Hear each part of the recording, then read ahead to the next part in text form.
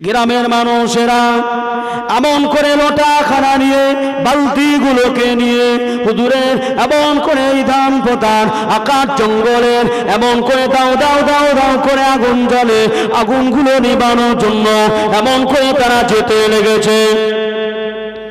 ও নওজোয়ানেরা, ও ছেলেরা, বাচ্চারা, আমার হুজুর আমার মোজাদ্দেদুজ্জামানের বড়ি এমন করে ছোট্ট ছেলে জুলফিকার আলী সিদ্দিকী রাহমাতুল্লাহ আলাইহি হুজুর আমার এমন করে জিকির করছেন, জিকির করতে করতে জিকির করতে করতে জিকির করতে করতে তিনি ফানাফি শায়েখ হয়ে গেলেন। ফানাফি শায়েখ হয়ে গিয়ে ফানাফির রসুল হয়ে গেলেন। ফানাফির রসুল হয়ে গিয়ে ফানাফিল্লাহর মাকামে তিনি পৌঁছে গেলেন। একটা এমন করে জালালি মেজাজে তিনি জিকির করছেন। জিকির করতে করতে জঙ্গলের ভিতরটা নূর আর নূর হয়ে গেল, আলোয় আলোকিত হয়ে গেল, নূর আর নূর হয়ে গেল, আলোয় আলোকিত হয়ে গেল।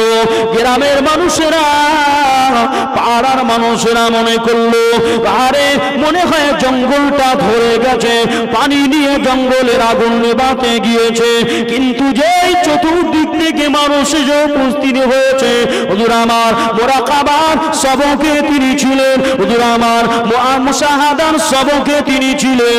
এমন করে কিছুক্ষণ পরে হুজুর আমার যখন তিনি মুরাকাবার সবক থেকে তিনি এমন করে আপনার কিনা তিনি এমন করে পিছিয়ে আসলেন, ছেড়ে দিলেন, স্বাভাবিক হয়ে গেলেন। ওই সময় দেখা যায় জঙ্গলের আগুনটা যেন কোথায় চলে গেল। হুজুর যখন জঙ্গলের ভিতর থেকে ঘরেতে ফিরলেন, বাড়ি ফিরলেন, ওই সময় হুজুরের কাছে হিন্দু মুসলমান জৈন খ্রিস্টান ঈসাই সকল ধর্মের মানুষ সমন্ব ধর্মের মানুষগণেরা হুজুরের বাড়িতে চলে গেলেন। ও আমাদের পীর, ও আমাদের সাহেব, ও আমাদের মাসায়েব, কি ব্যাপার এই রাতের গভীরে আপনি জঙ্গলের মধ্যে কি করছিলেন? আমরা মনে ভাবলাম জঙ্গলটা ধরে গেছে, জঙ্গলটা পুড়ে সরকার হয়ে যাবে। আরে গায় আমরা সবলে পুড়ে সরকার হয়ে যাব, আমাদের ঘর বাড়িগুলো নাস্তা নাবুল হয়ে যাবে, হালাক হয়ে যাবে। এই সময়তে হযরতে হুজুর পীর কেবরা রহমাতুল্লাহ আলাইহি হুজুর আমার ফরমাতে লেগেছেন, আমি আবু বকরের ছোট বাবা, আমি জুলফিকার এমন জঙ্গলের ভিতরে যখন আল্লাহ পাকের ইবাদত আমি ফানাফির রসুল হয়ে গেলাম, ফানাফিল্লাহর মাকামে পৌঁছে গেলাম, আমি নবী নবী নবী নবী নবী নবী করে এত করে কাঁদতে লেগেছি। আমার নবী দয়ার নবী নূর নবী মদিনার দরবার থেকে এই ফুরফুরা শরীফের ধনপোতার আকাশ জঙ্গলে আমার দয়ার নবী আমি জুলফিকার সিদ্দিক রাহমাতুল্লাহ আলাইহি আমার কাছে এসে উপস্থিত হয়ে যায়। যেই না আমার নবী দুনিয়াতে আমার রাসূল এসে উপস্থিত হয়ে গেছে আল্লাহর হুকুমে, আমি তো কিছুই বুঝতে পারি না।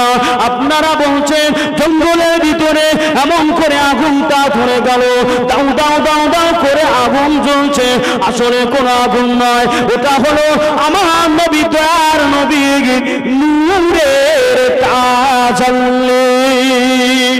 আর একটু জোরে বলুন, সকলে মিলে বলুন, মদের ছেড়ে মদের হুজুর নিলেন তিনি শেষ বিদায়, নিলেন তিনি শেষ বিদায়। এই বাংলা বুকের ফুরফুরাতে ছোট হুজুর নেই যে আর, দিলেন সারা খোদার ডাকে, নিলেন তিনি শেষ বিদায়, দিলেন সারা খোদার ডাকে, নিলেন তিনি শেষ বিদায়। সেই সোনামুখ দেখার তরে, সেই সোনামুখ দেখার তরে আসছে মানুষ দলে দল, আর দু চার মাইল লোক সমাগম, কোথায় কোনো জায়গা নাই, দু চার মাইল লোক সমাগম, কোথায় কোনো জায়গা নাই। আল্লাহর ওলিরা যখন ইন্তেকাল করে, দেখবেন আমাদের গ্রামে কিছু মানুষ মারা যায়, যখন মানুষ মারা যায় ওই গ্রামের পাড়ার মানুষ, একই পাড়ার মানুষ মারা গিয়েছে, অথচ ওই পাড়ার মানুষ কেউ কাজে বার হয়ে চলে যাচ্ছে, লাশ শোয়ানো রয়েছে বাড়িতে। ঠিক বলছি না ভুল বলছি? মাটি দিতেও মন চায় না। একজন মানুষ মারা গিয়েছে যে মাটি দেব, তাকে একটু কাফন দাফনের ব্যবস্থায় শরীক হব, এই মনোবৃত্তিটাও নেই। অথচ ফুরফুরা শরীফে হুজুর মারা গিয়েছে, মানুষ লাখ লাখ টাকা খরচা করে দূর দূরান্ত থেকে, বাংলাদেশ থেকে, এদিকে পাকিস্তান, আফগানিস্তান থেকে ফুরফুরায় আসছে। কেন? একজন আল্লাহর ওলি ইন্তেকাল হয়েছে। এই মায়া মোহাব্বত কোথা থেকে হয়? আল্লাহর পক্ষ থেকে। জোরে বলুন সুবহানাল্লাহ। এই আলোচনায় অসুবিধা হচ্ছে বাপ? এই জওয়ান ভাইরা অসুবিধা হচ্ছে নাকি? বুঝে নেবেন, বুঝে নেবেন। দেখেন জীবন জিন্দাগিটা খুব ছোট্ট, খুব ছোট, ঠিক কিনা? ছোট না? এই ছোট জীবন জিন্দাগিতে আমরা মনে করছি বিশাল কিছু না, খুব ছোট্ট জীবন জিন্দাগি আমাদের। মাত্র 50 বছর, 60 বছর, 70 বছর, 80 বছর, হার্ডলি আপনাকে 100 ইয়ার্স, 100 বছর একটা হায়াত প্যাকেজ আপনাকে বেঁধে দেওয়া হলো। এরপরেও কিন্তু আপনাকে কি করতে হবে? জি, মৃত্যুবরণ করতে হবে। হযরত ইমামে আহমদ বিন হাম্বল, নাম শুনছেন? নাম শুনেছেন? জি, ভালো করে বুঝবেন, জওয়ান যুবক ভাইদের জন্য আমি বলছি কথাটা। হযরত আহমদ বিন হাম্বল রাহমাতুল্লাহ আলাইহি, তিনি একদিন প্রচন্ড শীতের রাত্রে, কোন রাত্রে? শীতের রাত্রে। শীতের যখন ঠান্ডা পড়ে মানুষের গায়ে ঠান্ডা লাগে না? লাগে না? আমরা ঠান্ডার জন্য আরো ঠান্ডার পোশাক ব্যবহার করি না? হযরত আহমদ বিন হাম্বল রাহমাতুল্লাহ আলাইহি খুব গরিব মানুষ ছিলেন। ছোট্টবেলায় তার আব্বা মারা গেছিল, তো আম্মা জান মানুষের বাড়িতে বাড়িতে ঝিগরি খাটতেন। কি করতেন? ঝিগরি খাটতেন।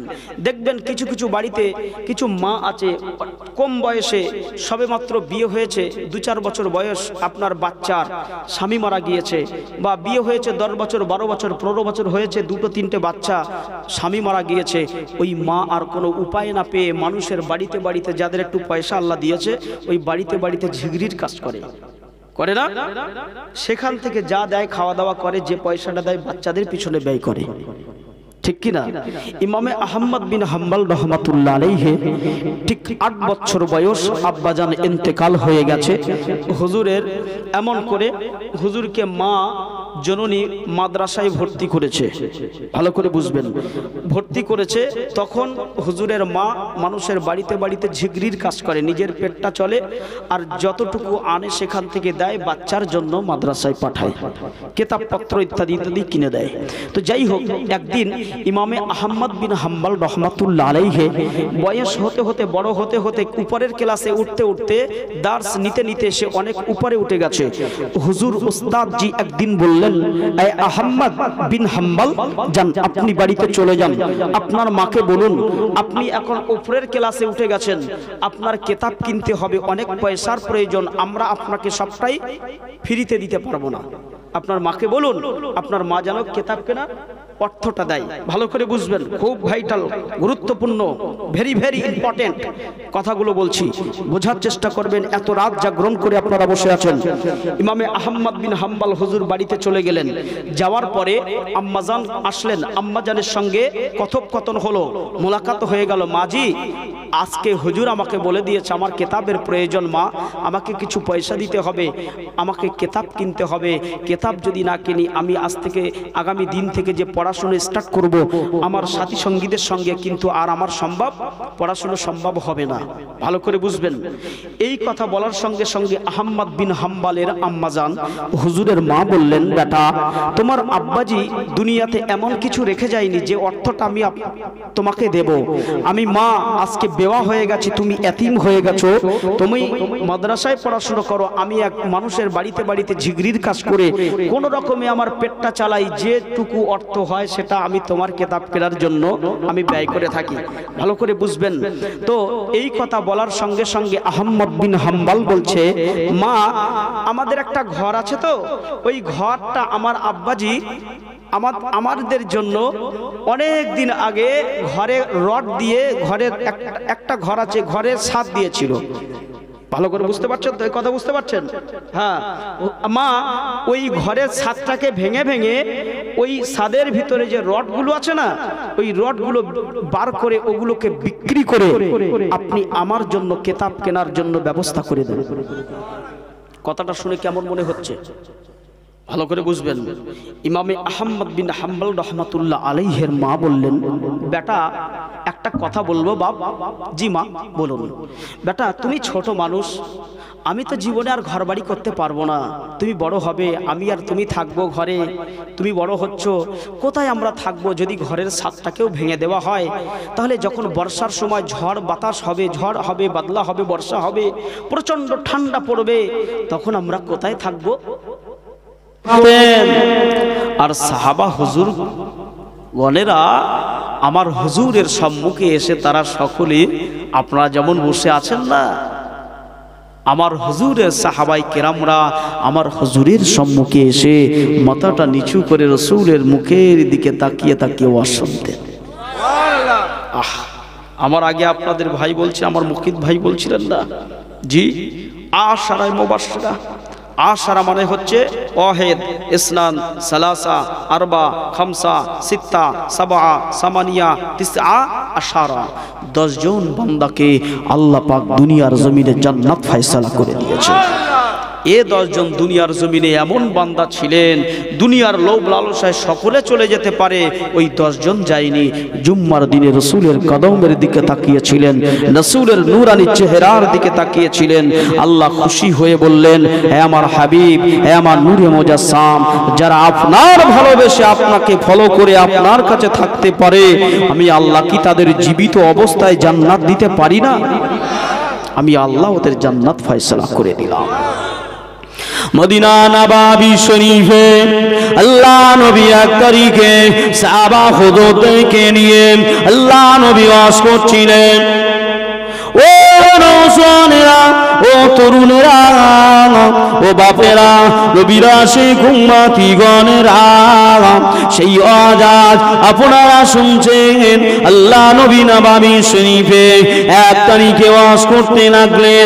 ও আমার সাহাবায়ে কেরামেরা, ও আমার উম্মতি গণেরা, আমি নবী আপনাদিগকে জানিয়ে দিলাম, আমি রাসূলুল্লাহ আপনাদিগকে জানিয়ে দিলাম, দুনিয়ার জমিনে যে ব্যক্তি যে আমার উম্মত, আমি নবী আমার ইন্তেকালের পরে, আমি নবী আমার রুখসাত হয়ে যাবার পর, আমি নবী কবরে চলে যাওয়ার পরেতে মদিনা শরীফে এ মসজিদুন নববীতে এসে 1 রাকাত নামাজ আদায় করবে, আমার আল্লাহ পাক দয়াময় তার উপরে খুশি হয়ে গিয়ে 50,000 রাকাত নামাজের সওয়াব দিয়ে দেবে। আমি রাসূলুল্লাহ দুনিয়া জমিন থেকে বিদায় নেওয়ার পরে আমি নবী যখন কবরস্থ হয়ে যাব, আখিরি বিদায়খানা নিয়ে মদিনার খবর মাজারে মুকাদ্দাস শরীফের মধ্যে প্রবেশ করব। আমি নবী বিদায় নেওয়ার পরে আমার যে কবরটা হবে, আমি নবী আমার কবরটাকে দুনিয়ার কোন মানুষ যদি ইমানের সঙ্গে একবার জিয়ারত করে ফেলে, দুনিয়ার জমিনে আমার উম্মত এই চামড়ার চোখে যদি দেখে ফেলে, আমি দয়ার নবী জানিয়ে দিলাম, ওই ব্যক্তির জন্য আমি দয়ার নবী হাবিবুল্লাহ আমার শাফায়াত সুপারিশি করাটা ওয়াজিবি হয়ে যাবে।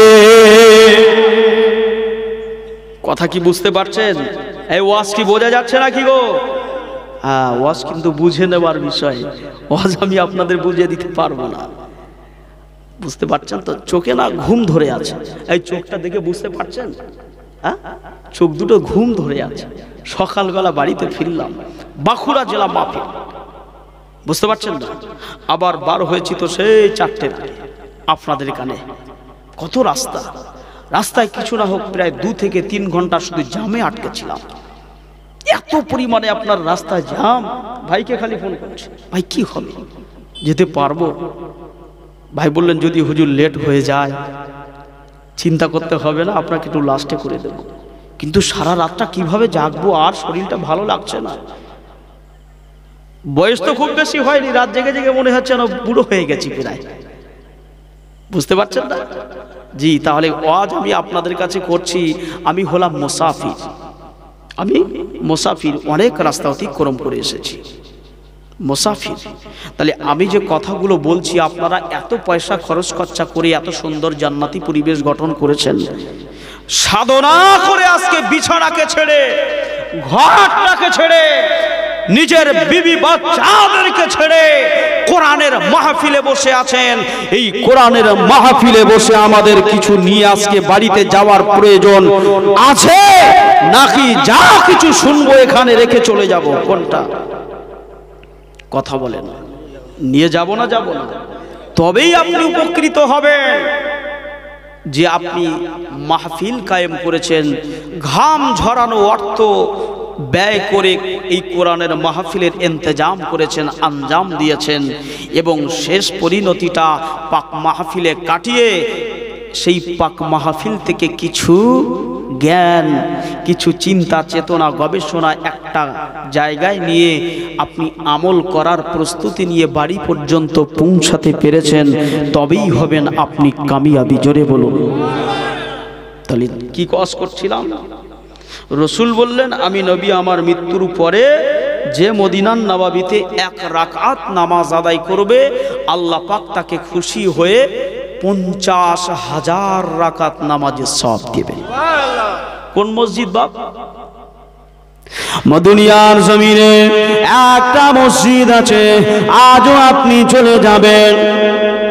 ও নওজোয়ানেরা, ও আমার তরুণেরা, ও আমার কার্তিক এলাকার নওজোয়ানেরা, নবীর আশিকেরা, নবীর প্রেমিকেরা, সেটি হচ্ছে হারামাইন শরীফাইন, সেটি হচ্ছে খানায়ে কাবা, সেটি হচ্ছে হারাম শরীফ, সেটি হচ্ছে আল্লাহ পাকের বাইতুল্লাহ শরীফ, সেটি হচ্ছে পবিত্র বাইতুল আতিক। যে কটা নাম বললাম সব কটাই নাম হলো কাবায়াতি শরীফাতে আল্লাহু আকবার। কার নাম? কাবার নাম।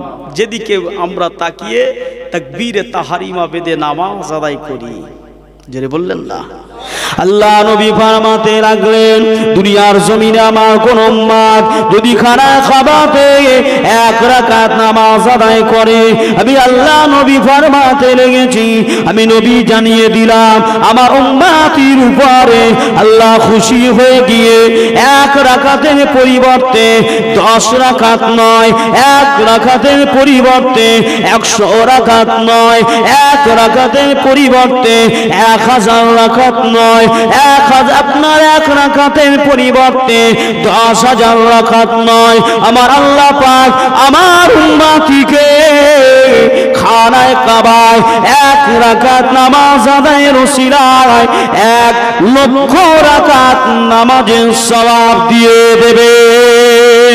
আমি নবী জানিয়ে দিলাম, আমার কোন উম্মত মদিনা শরীফে মসজিদ মা বাইনা বাইতি ওয়া রাওযাতুম মিন বারি রিয়াজুল জান্নাহ, মদিনা শরীফে মেহরাব শরীফ থেকে নিয়ে আপনাদের আম্মা জান হযরত আয়েশা সিদ্দিকা রাদিয়াল্লাহু তাআলা আনহা, আমাদের ছোট আম্মা জান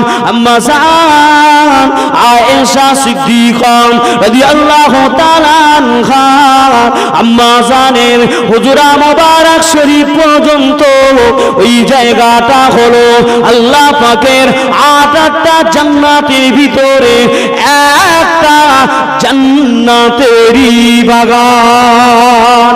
আমি নবী জানিয়ে দিলাম, দুনিয়া জমিনে আমার কোন উম্মত যদি ওই জান্নাতের বাগিচায় বসে বসে 1 রাকাত নামাজ আদায় করে, 1 মিনিট বসে থাকে, 1 ঘন্টা যদি উপস্থিত হয়ে থাকে, আমি নবী জানালাম দুনিয়া আমার উম্মত পৃথিবীর কোন জায়গায় বসে নাই, আল্লাহ পাকের 8টা জান্নাত, জান্নাতুল ফেরদাউসের মধ্যেই বসে থাকলো। দুনিয়াতে জান্নাত আছে না নাই? কথা বলে না আমার ভাইগুলো। এই যে জায়গায় বসে আছি এটাও একটা জান্নাতের বাগান।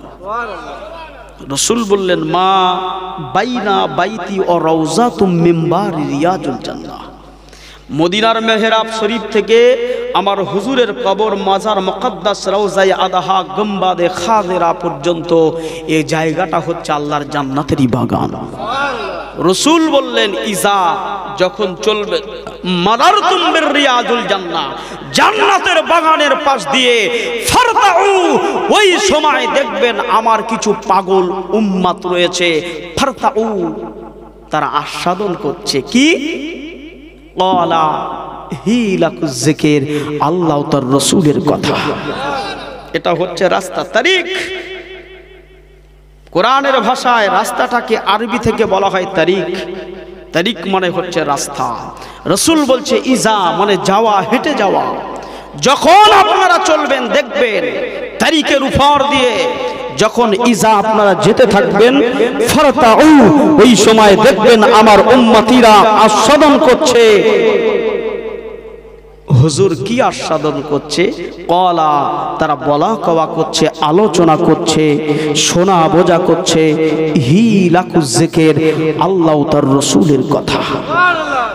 আজকেকার আপনারা কি শোনা বোঝা করছেন? আল্লাহ রাসূলের কথা না? তাহলে আমার হুজুরের ভাষা অনুযায়ী, আমার হুজুরের কওয়াল অনুযায়ী আমরা আলাপ আলোচনা করছি, শোনা বোঝা করছি আল্লাহ তার রাসূলেরই কথা। আমার নবী বলেন, পৃথিবীর জমিনে দুনিয়া জগতে দুনিয়ায় যে ব্যক্তি দুনিয়ায় ওই কোরআনের মাহফিলে সে বসে যাবে, কোরআনের মজলিসে সে বসে যায়, ও আমার আনসারী গণেরা, ও আমার মুহাজিরিন গণেরা, আমি নবী আপনাদিগকে জানিয়ে দিলাম তাদের পৃথিবীতে নাম্বার ওয়ান যে উপকারটা হবে, ওই উপকারটা হলো তাদের জীবনের একটাও গুনাহ হবে না। আমি নবী বললাম দ্বিতীয় নাম্বার তাদের একটা উপকার আছে, ওই উপকারটা হলো আমার উম্মতিরা যতক্ষণ ওই পাক মাহফিলে বসে থাকবে, তারা যদি একবার সুবহানাল্লাহ নাও বলে, যদি একবার আলহামদুলিল্লাহ নাও পড়ে, যদি আলহামদুলিল্লাহ আল্লাহু আকবার নারে তাকবীর নারে রিসালাহ তারা যদি কিছুই না বলে খামোশে শুধু বসেই থাকে, আমি দয়ার নবী জানাতে লাগলাম, আমি নবী আপনাদিগকে শোনাতে লাগলাম, ও আমার মুহাজিরিন গণেরা, ও আমার আনসারী গণেরা, আমি নবী বললাম আমার উম্মতির একটাও গুনাহ লেখা হবে না। আমি নবী জানালাম শুধুমাত্র বসে বসে তারা যদি ঘুমিয়েও পড়ে, তারা যদি সেখানে ঘুমিয়ে পড়ে, নাওম করে ফেলে, নাওম মানে হলো ঘুম, যদি তারা সেখানে নাওম করে ফেলে, ঘুমিয়ে পড়ে, আমি রাসূলুল্লাহ ফরমাতে লাগলাম আমার উম্মতের উপরে আমার আল্লাহ দয়াময়, আমার মাবুদ মালিক, আমার পরওয়ারদিগারে প্রভু খুশি হয়ে আল্লাহ পাক আমার উম্মতিদের বড় বড় নয়, ছোট ছোট ছোট ছোট ছোট ছোট ছোট ছোট সগীরা গোনাগুলোকে আমার আল্লাহ পাক শুধুমাত্র জান্নাতের বাগানে বসে যাওয়ার কারণে আমার আল্লাহ বিনা তওবাতেই মাফ করে দেয়। তাহলে এ পাক মাহফিল আমার আপনার জন্য, গোটা গ্রামবাসীর জন্য, কবরবাসীর জন্য প্রয়োজন আছে না নাই? আমি আজকে আপনাদের পাক মাহফিলের শুরুতে কোরআনুল কারীমের একটি আয়াত তেলাওয়াত করেছি। রাসূল করিম সাল্লাল্লাহু আলাইহি ওয়াসাল্লামের জবানের কওয়াল, কওল মানে হলো কথা, হাদিসে রাসূল, তিনটি হাদিস তেলাওয়াত করেছি। একটি হাদিসের মানে মতলব বলছেন, রাসূল বলছে আল কবরু মিম মানাজিরাতুল আখিরা। ভালো করে বুঝবেন, আল কবরু নিশ্চয়ই কবরটা হচ্ছে মিম মানাজিরাতুল আখিরা, আখিরাতের প্রথম ঘাঁটি। বুঝতে পারছেন কি? আমরা যে মৃত্যুবরণ করব, মৃত্যুর পরে একজন মানুষ এই কবর থেকে আল্লাহর জান্নাতে যাওয়ার পর্যন্ত 7টা ঘাটি আছে, 7টা মঞ্জিল আছে। কটা আছে? 7টা। এই 7টা মঞ্জিলের মধ্যে আউয়াল মঞ্জিল, একেবারে উলা মঞ্জিল যাকে বলা হয়, সেটি হচ্ছে কবর। রসুল বললেন যে কবরে ছাড় পেয়ে গেল, সমস্ত ঘাটিগুলো আল্লাহ তাকে ছাড় করে দিল। যে কবরে ধরা পড়ে গেল, সে সমস্ত ঘাটিগুলো বিপদগ্রস্ত হয়ে গেল, আটকে গেল। তরুণেরা, বাপেরা, নবীরা, শেখ উম্মতিরা, তাহলে কি কথা আমি বলছিলাম আপনাদিগকে?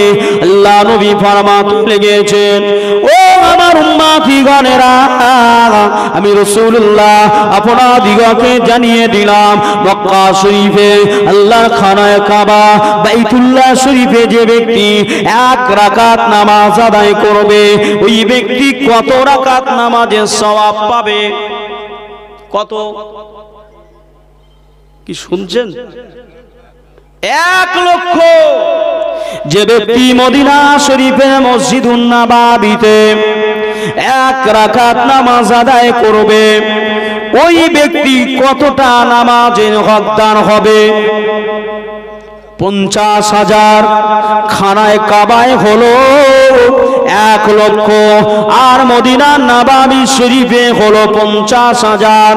আর একটা মসজিদ আছে, যে মসজিদের কথা হাদিসে কওলের মধ্যে এসেছে, হাদিসে ফেলের মধ্যে এসেছে, হাদিসে তাকরীরের মধ্যে এসেছে, আমার নবী নূর নবী রাসূলুল্লাহর জামানের কওয়ালেতে এসেছে।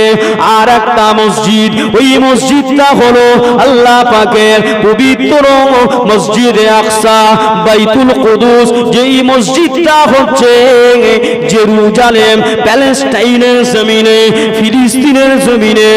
আজ দীর্ঘ কয়েক মাস ওই খানায়ে কাবা, আপনার ওই মসজিদে আকসাকে নিয়ে আজও কয়েক মাস ধরে জিহাদ ফি সাবিলিল্লাহ চলে, সেটা নিয়ে যুদ্ধ বিগ্রহ চলছে।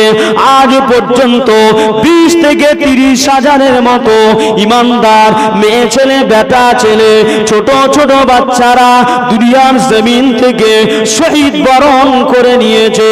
কিন্তু তারা আল্লাহ নবীদের জমিন, প্যালেস্টাইনের জমিনে, ফিলিস্তিনের জমিনে, ওই মসজিদে আকসা, যে মসজিদে আকসাতে আল্লাহ পাক ওই ভূমিতে, ওই জমিনেতে আল্লাহ পাক ওই ভূমিতে, ওই জমিনেতে একজন নবীকে নয়, 2 জন নবীকে নয়, 70,000 নবীকে পাঠিয়েছে। ওই নবীদের জমিন তারা 1 বিন্দু ছাড়বেন না, ওই নবী রাসূলদের জমিনকে ছেড়ে দেবেন না। তাই তারা নিজেদের জীবনকে কোরবান করতে রাজি, ওই প্যালেস্টাইনের জমিনের একটা বিগত জমিন ছাড়তে রাজি নয়।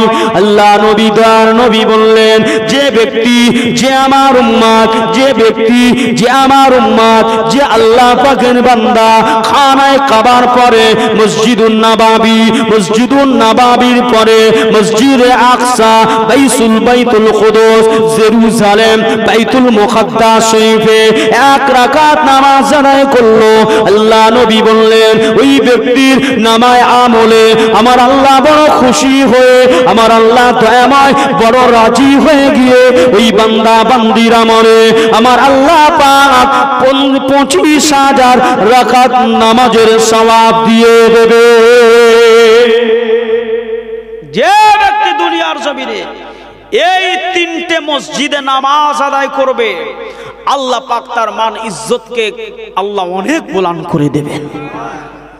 তাহলে দুনিয়ার জমিনে এই মসজিদে আপনি কি যেতে পেরেছেন? সকলে খানায়ে কাবায় যাওয়া সম্ভব হয়েছে? সকলে মদিনার নববীতে যাওয়া সম্ভব হয়েছে? প্যালেস্টাইনের জমিনে মসজিদে আকসায় যাওয়া সম্ভব হয়েছে? না।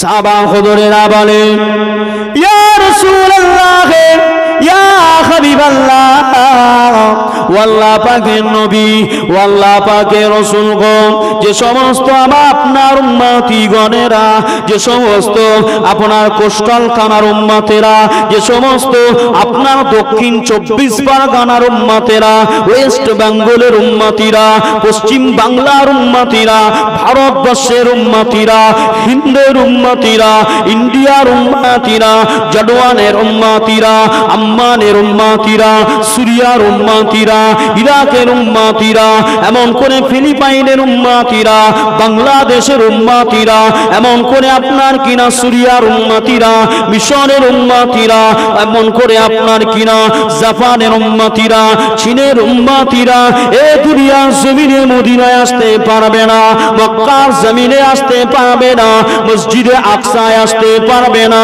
ইয়া রাসূলুল্লাহ, ইয়া হাবিবাল্লাহ, তাদের কি দুনিয়ার জমিনে এত নেকি হবে না, এত ফায়দা হবে না, এত বেহতার আমল তাদের নসিবে কি জুটবে না?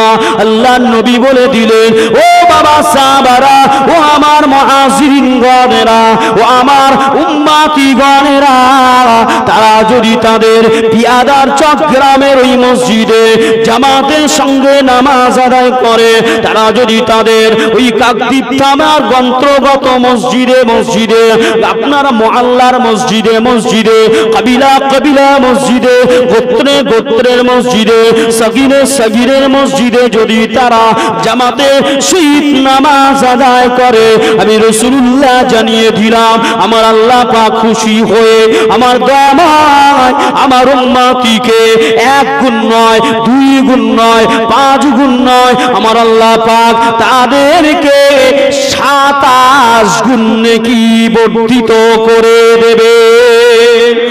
আর একটু জোরে বলুন, সকলে মিলে বলুন, নারে তাকবীর, নারে তাকবীর। যে তাহলে আমরা আমাদের মসজিদে নামাজ আদায় করলে আমাদের নিজেদের ভালাইটা বেশি নাকি কম হবে? তাহলে এই মসজিদে নামাজ আদায় করা থেকে বিরত থাকবো নাকি নামাজ আদায় করব? জি, খেয়াল রাখবেন। আমি হাদিস পাক আপনাদের কাছে যেটি তেলাওয়াত করেছি সেটা হচ্ছে আল্লাহর রাসূল বলেছেন, মান বানা লিল্লাহি মাসজিদান বানা আল্লাহু লাহু বাইতান ফিল জান্নাহ। এটি হচ্ছে হাদিসে পাকের টুকরা। রাসূল বললেন, যে ব্যক্তি দুনিয়ার জমিনে আমি আল্লাহ আমার ঘর মসজিদ বানাতে একটা বালু কোনা সাহায্য করলো, যে আমার দুনিয়ার জমিনে আমার ঘর মসজিদ বানানোর জন্য তার অর্থ ব্যয় করলো, আমি আল্লাহ বলছি, রাসূল নিজেই বলছেন, আমি আল্লাহ বলি, মান বানা লিল্লাহি মাসজিদান বানা আল্লাহু লাহু বাইতান ফিল জান্নাহ। সে দুনিয়ায় মসজিদ বানালো না, বরঞ্চ সে আমি আল্লাহ আমার জান্নাতের মধ্যে আরেকটা জান্নাত বানিয়ে ফেললো। তাহলে আজকে আপনারা নতুন মসজিদ বানিয়েছেন, এখানে আমি বসেছিলাম দীর্ঘক্ষণ ধরে, অন্য কোনো মাহফিল হলে আমি বসতাম না, চলে যেতাম না। কথা কি বোঝা গেল? এতক্ষণ বসে থাকি না, 1 মিনিট 2 মিনিট ঠিক আছে। মসজিদের মহব্বতে, কার মহব্বতে? মসজিদের মহব্বতেই বসেছিলাম আধা ঘন্টা। কারণ আপনারা যারা দান করছিলেন কার মহব্বতে, কোথায় দান করছিলেন? আল্লাহর দিন শরীয়তের মহব্বতে আল্লাহর ঘর মসজিদেই দান করছিলেন। জোরে বলুন সুবহানাল্লাহ। তাহলে মসজিদে যারা দান করলো, মসজিদ তৈরি যারা করলো, আল্লাহ পাক বলল, বান্দা দুনিয়ায় আমি আল্লাহ আমার ঘর মসজিদ বানায়, আর আমি আল্লাহ বান্দার জন্য পৃথিবীর মতো 10 গুণ বড় দয়ার জান্নাত বানাই। তাহলে এই মসজিদে আপনারা দান করবেন না করবেন না? প্রথম কথা। দ্বিতীয় নম্বর হচ্ছে, এই মাহফিলটা আজকে কবরবাসী এবং মসজিদ কেন্দ্রিক মাহফিল। কেমন? কবরবাসীদের রূহের সবরসানি। দ্বিতীয় নম্বর হচ্ছে মসজিদের উন্নতিকল্প। মসজিদের উন্নতিকল্প আপনারা মাহফিল করছেন, আর আজকে যে এসে বসে আছেন, আমরা বসে আছি, আমরা বসে থাকবো, সর্বশেষ আদুয়া উলাহুমা, দোয়া চাইবো কাদের জন্য? কাদের জন্য? কবরবাসীদের রূহের সবরে শান্তির জন্য। তাহলে দুটো উদ্দেশ্য পূর্ণ হলো না? হলো না? জি। থাকবেন তো ইনশাআল্লাহ? দোয়া চাইবেন তো ইনশাআল্লাহ? বলুন আল্লাহুম্মা আমিন। আল্লাহ আমাদের কবুল করেন, বলুন আল্লাহুম্মা আমিন। একটু প্রাণ খুলে দরুদ আল্লাহুম্মা মুহাব্বতের সঙ্গে পড়েন না, ঠিক আছে। ওয়া আলা আলি সাইয়্যিদিনা,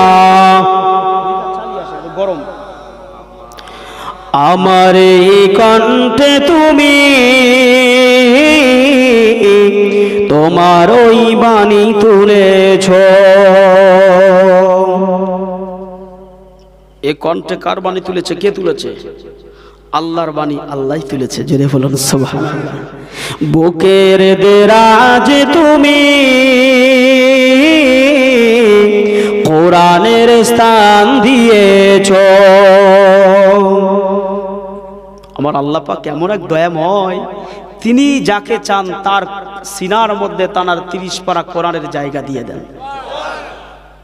ঠিক বলছি না ভুল বলছি? গ্রামে 100 ছেলে একই সঙ্গে মাদ্রাসায় পড়তে যায়, 95টা ছেলে বেলাইন হয়ে যায়। কি বাপ? আল্লাহ যাকে ভালোবাসে, ওর মধ্যে একটা গরিবের ছেলে যার ছোটবেলায় খাওয়া হতো না, সে ছেলেটা হয়ে গেছে 30 পারা কোরআনের হাফেজ। ঠিক নাকি? তাই কবি লিখছেন, আমার এই কণ্ঠে তুমি তোমার ওই বাণী তুলেছ। বুকের দেরাজে তুমি কোরআনের স্থান দিয়েছ। এত ভালোবাসো কেন মালিক আমার, কি করে শুকর তার করি আদায়। এত ভালোবাসো কেন মালিক আমার, এত ভালোবাসো কেন মালিক আমার। আমার এই কণ্ঠে তুমি তোমার ওই বাণী তুলেছ। বুকের দেরাজ তুমি কোরআনের স্থান দিয়েছ। পৃথিবীর দিকে দিকে অযোধরীদের কণ্ঠ আমার নামে তোমার গীতে। পৃথিবীর দিকে দিকে অযোধরীদের কণ্ঠ আমার নামে তোমার গীতে। দাও ফিকিয়ে আমার নেয়ামত বেসুমার, দাও ফিকিয়ে আমার নেয়ামত বেসুমার। পড়ে এই মন সিজদায়, এত ভালোবাসো কেন মালিক আমার, এত ভালোবাসো কেন মালিক আমার। আমার এই কণ্ঠে তুমি তোমার ওই বাণী তুলেছ। বুকের দেরাজ তুমি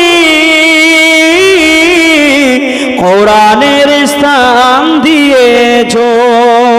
আল্লাহুম্মা, প্রাণ খুলে পড়ে ওয়ালা আলি সাইয়্যিদিনা আমার নওজওয়ানেরা ও আমার তরুণেরা বাপেরা, আল্লাহ নবী দিন ও দুনিয়া বাদশাহ আমার নবী বলতে লাগলেন, ও আমার সাহাবায়ে কেরামেরা, আমি নবী দুনিয়া জমিন থেকে যখন বিদায় নেব, আমি যখন রুখসাত হয়ে যাব, আমি নবী দুনিয়াতে বিদায় নেওয়ার পর আমার কবরের ধারে যে ব্যক্তি আসবে, আমি নবী আমার কবরের কাছে এসে আসসালাতু আসসালামু আলাইকা ইয়া রাসূলুল্লাহ, আসসালাতু আসসালামু আলাইকা ইয়া হাবিবাল্লাহ, আসসালাতু আসসালামু আলাইকা ইয়া নবিয়াল্লাহ, আসসালাতু আসসালামু আলাইকা ইয়া শাফিউল মুজনাবিন, আসসালাতু আসসালামু আলাইকা ইয়া রাহমাতাল লিল আলামিন। এই বাক্যগুলো বলে আমি নবী আমাকে যে ব্যক্তি সালাম দিল, আমি নবী জানিয়ে দিলাম সে আমার কবরের কাছে এসে আমি নবী আমাকে সালাম দিল না, বরঞ্চ আমি নবী দয়ার নবী জারানি ফি হায়াতি, আমি নবী সে যেন আমার সঙ্গে জীবিত অবস্থায় মোলাকাত করে গেল। যে কটা কথা বললাম, যান চলে যান মদিনায়, মদিনায় চলে যান। আমার হুজুরের মাজার মুকদ্দাস শরীফের উপরে লেখা আছে আসসালাতু ওয়াসসালামু আলাইকা ইয়া রাসূলুল্লাহ, আসসালাতু ওয়াসসালামু আলাইকা ইয়া হাবিবাল্লাহ, আসসালাতু ওয়াসসালামু আলাইকা ইয়া নবী আল্লাহ। আর কি লেখা আছে বলবো? আল্লাহর কোরআনের আয়াত একটা লেখা আছে, সেই আয়াতটা হচ্ছে বিসমিল্লাহির রহমানির রহিম, ইয়া আইয়ুহাল্লাযীনা আমানু লা তারফাউ আসওয়াতাকুম ফাওকা সাউতিন নবী। যদি বলুন, আপনারা তো মানে মতলব কিচ্ছু বুঝতে পারেননি, তবু মনি কলিজা থেকে সুবহানাল্লাহ এমনি বার হচ্ছে। মোহাব্বতে, কার মোহাব্বতে? আমার হুজুরের মোহাব্বতে। এই কথার অর্থ কি জানেন? আল্লাহ আমাকে নিজে চোখে দেখিয়েছে, আমি নিজে চোখে দেখে এসেছি। রাসূল সাল্লাল্লাহু আলাইহি ওয়াসাল্লাম সম্পর্কে আল্লাহ পাক নিজেই ফরমাচ্ছেন, আল্লাহ পাক নিজেই লিখছেন, নিজেই বলছেন, এই জগতের মানুষেরা লা তারফাউ আসওয়াতাকুম, খবরদার না, লা মানে না, তারফাউ আসওয়াতাকুম, তোমাদের গলার আওয়াজ, তোমাদের পায়ের হাঁটা চলার আওয়াজটা, আসওয়াত মানে উঁচু যেন না হয়ে যায়। কার চেয়ে বেশি? আমার নবীর চেয়ে বেশি। জোরে বলুন। যদি আমার নবীর গলার আওয়াজের চেয়ে আপনাদের গলার আওয়াজ বেশি হয়ে যায়, আমার নবীর হাঁটা চলার পায়ের আওয়াজের চেয়ে আপনাদের পায়ের আওয়াজ বেশি হয়ে যায়, ফাওকা সাউতিন নবী, আমার নবীর চেয়ে যদি ঊর্ধ্বে হয়ে যায়, বোলান হয়ে যায়, আমি আল্লাহ তোমাদের উপরে খুশি হয়ে অখুশি হয়ে তোমাদের জীবন জিন্দাগির আমলগুলোকে শেষ করে দেব, বেকার করে দেব। যদি বললেন না, নবীর মান বেশি না কম? নবীর মান বেশি না কম? নবীর পায়ের আওয়াজের চেয়ে উম্মতের পায়ের আওয়াজ বেশি হতে পারে না। নবীর গলার আওয়াজের চেয়ে উম্মতের গলার আওয়াজ বেশি হতে পারে না। নবীকে আল্লাহ কত বড় মাকামালা করেছে। নবী বলছে, আমি নবী যখন কবরে চলে যাব, তো আমার কবরের কাছে যে এসে সালাম দিল, আমি নবী বললাম সে আমার কবরের কাছে এসে সালাম দিল না, বরঞ্চ জারানি ফি হায়াতি, জারান মানে হচ্ছে জীবিত অবস্থা, হায়াতি সে জিয়ারাত করলো হায়াতি জীবিত অবস্থায়। চিন্তা করেছেন? আল্লাহ নবী সাহাবা হুজুরেরা বলেছিলেন, ইয়া রাসূলুল্লাহ, ইয়া হাবিবাল্লাহ, আপনি ভালো কথা বলেছেন, খুব কঠিন কথা বলেছেন ইয়া রাসূলুল্লাহ, খুব ভালো কথা বলেছেন ইয়া রাসূলুল্লাহ। আপনার মৃত্যু পরে মদিনার নবাবিতে আসবে আরবাঈনা, যে ব্যক্তি আরবাঈনা সালাত, দুনিয়ার জমিনে যে ব্যক্তি 40 ওয়াক্ত নামাজ মদিনার নবাবী শরীফে বাকায়দা জামাতের সহিত তাকবীরে উলার সহিত আদায় করবে, আল্লাহ নবী বলেন, আমি রাসূলুল্লাহ, আমি দয়ার নবী, তার জন্য আল্লাহর দরবারে সুপারিশি করব। আল্লাহ নবী বললেন, যে ব্যক্তি আমি নবী আমার মৃত্যুর পরে আমার কবরটাকে এই চামড়ার চোখে দেখবে, আমি নবী জানিয়ে দিলাম, মান যারা কবরি ওয়াজাবাত লাহু শাফাআতিহি ইয়াউমাল কিয়ামাহ। আল্লাহ নবী বললেন, ওই ব্যক্তির জন্য আমি নবী, আমি দয়ার নবী হাবিবুল্লাহ, আল্লাহ পাকের দরবার ময়দানে মহাশরের দিনে শাফাআত সুপারিশি না করে আল্লাহর জান্নাতে প্রবেশ করব না।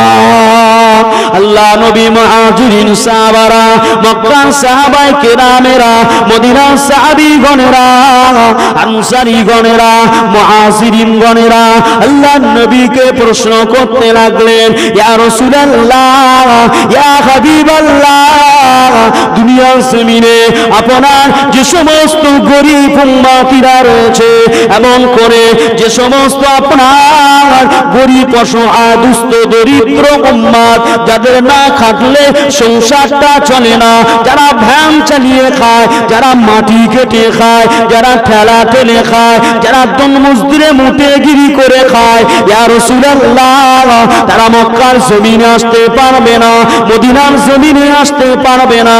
কারণ হলো এখন 2024 সালের আজকে এপ্রিল মাসের 13 তারিখ। বলুন তো দেখি, আজকে যদি আপনি মক্কায় যেতে চান, মদিনায় যেতে চান, যত কম হোক না কেন আপনার 1 লক্ষ টাকার প্রয়োজন। যে ব্যক্তিটা ঠেলা ঠেলে খায়, যে ব্যক্তিটা আপনার জন্মজদুরে মাটি কেটে খায়, যে ব্যক্তিটা ভ্যান চালিয়ে খায়, ঠিক মতো সংসারটা চলে না, এই ব্যক্তিটা কিভাবে মক্কায় যাবে, মদিনায় যাবে? ইয়া রাসূলুল্লাহ, ইয়া হাবিবাল্লাহ, ও আল্লাহ পাকের নবী, ওই উম্মতির কি দুনিয়ার জমিনে গুনাহ মাফ হবে না?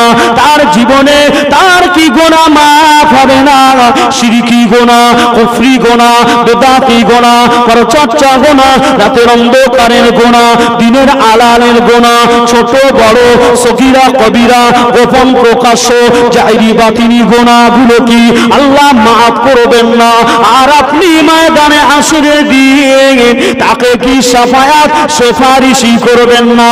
আল্লাহ নবী প্রতি উত্তরে বললেন, ও বাবা সাহাবারা, ও আমার অনুসারীগণেরা, ও আমার মুহাজিরিন গণেরা, আমি নবী দয়ার নবী, আমি নবী নূর নবী, আমি নবী আপনার আমার উম্মতি দিগের ওই সমস্ত ধ্যান চালানো উম্মত, ওই সমস্ত মাটি কেটে খাওয়া উম্মত, ওই সমস্ত ধম্মুজরে মুটিগিরি করা উম্মত, ওই সমস্ত গরিব অসহায় দুস্থ দরিদ্র উম্মতিদের জন্য আমি নবী খুশখবরি দিয়ে গেলাম। আমি নবী তাদের জন্য খুশখবরিটা দিয়ে গেলাম, সুসংবাদ দিয়ে গেলাম। তারা কোরআনের মজলিসে বসবে, তারা হাদিসে রাসূলের মজলিসে বসবে, হাদিসে কাউলের মজলিসে বসবে, হাদিসে ফেলের মজলিসে বসবে, হাদিসে তাকরীরের মজলিসে বসবে, তারা কোরআনুল কারীমের মজলিসে বসবে, ইসালে সওয়াবের মজলিসে বসবে, আলা উলামায়ে কেরাম, উলামায়ে কেরাম ওয়ারাসাতুল আম্বিয়াদের মজলিসে বসবে,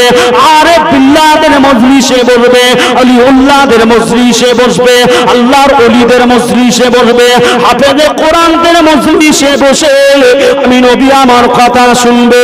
আমি নবী আমার কথাগুলো শুনে শুনে তারা দুনিয়ার জীবন জিন্দাগিতে আমল করবে। আর আমি নবী আমার প্রতি বেশি বেশি দরুদ তেলাওয়াত করবে। যে ব্যক্তি দুনিয়ার জমিনে আমি নবী আমার প্রতি বেশি বেশি দরুদ তেলাওয়াত করবে, ওই উম্মতের জন্য, ওই আমার বিয়াদা চক উম্মতিদের জন্য, ওই আমার কোস্টাল থানার উম্মতের জন্য, ওই আমার তামাম পৃথিবীর উম্মতিদের জন্য আমি দয়ার নবী আমার শাফায়াত সুপারিশি করাটা ওয়াজিবই হয়ে যাবে। আর একটু জোরে বলুন, সকলে মিলে বলুন, নারে তাকবীর। তাহলে পৃথিবীতে দুনিয়ার জমিনে আমরা যারা বসে আছি, আমাদের জন্য এখনো আল্লাহ পাকের রহমতের দরজা দুয়ার খোলা আছে না নাই? আছে না নাই? প্রিয় ভাইরা, প্রিয় বন্ধুরা, সব আমার আল্লাহ পাক ওপেন সিক্রেট খুলে খুলে আমার আল্লাহ পাক আমাদের কাছে জানিয়ে দিয়েছেন। জিবরাইল আমিন আলাইহিস সালামের মাধ্যমে আমার হুজুরের কাছে আল্লাহ পৌঁছে দিয়েছে। আমার হুজুর তিনি হলেন বুইস্তু মুআল্লিমা। বুঝতে পারছেন? নবী হচ্ছে পৃথিবীর নাম্বার 1 শিক্ষক, টিচার। আমার নবীর মতো টিচার পৃথিবীতে পাবেন না, আমার নবীর মতো শিক্ষক পৃথিবীতে পাবেন না। আমার নবী ওপেন সিক্রেট খুলে খুলে উম্মতিদেরকে বলে দিয়েছে। সাহাবাই কেরামগণেরা আমার হুজুরের কাছ থেকে খুলে খুলে জেনে নিয়েছে, মেনে নিয়েছে। জেনে মেনে যখন দুনিয়ার জীবন জিন্দাগি গড়েছে, আল্লাহ খুশি হয়ে আল্লাহ আমার হুজুরের কাছে সংবাদ পাঠিয়ে দিচ্ছে, হাবিব আপনার ওমরে ফারুক, আপনার উসমানে গনি, আপনার আলী উল মুর্তজা, আপনার সিদ্দিকী আকবর, আবু বকর, এদের জন্য জান্নাত বানানো হয়ে গেছে। যেটা বললেন না? তাহলে দুনিয়ায় যদি আমরা তানাদের মতো জীবন জিন্দাগি করি তো আমাদের